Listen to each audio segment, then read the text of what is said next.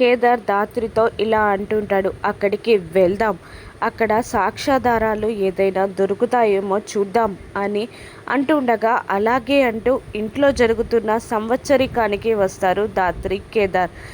ధాత్రిని చూసిన యామిని వాళ్ళ అమ్మ కోపంతో ఊగిపోతుంది. ఏయ్ జగదాత్రి, ఎందుకొచ్చావే ఇక్కడికి? ఈరోజు ఈ ఇంట్లో నా భర్త సంవత్సరికం జరుగుతుందానికి కారణం మీ అమ్మ ఆ కావ్య అని నీకు తెలీదా? మీ అమ్మ నా మొగుడిని చంపిందని తెలీదా? నా కన్న కూతురు తండ్రి లేని దానిలాగా పెరగడానికి కారణం మీ అమ్మ నీకు తెలీదా?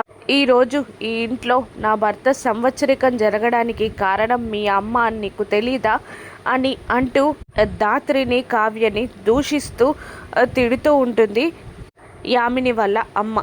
దాంతో అత్తయ్య, ప్రతిసారి మా అమ్మని ఇలా అనడం కరెక్ట్ కాదు, మా అమ్మ నిజాయితీని నేను నిరూపిస్తానని చెప్పాను కదా అని ధాత్రి అంటూ ఉండగా ఒక్కసారిగా ఆవిడ వెళ్ళి ధాత్రిని కోపంగా నెట్టేస్తుంది. కింద పడిపోబోతున్న ధాత్రిని కేదార్ గట్టిగా పట్టుకుంటాడు. కౌశికి, యామిని, సిరి అందరూ బాధగా చూస్తూ ఉంటారు.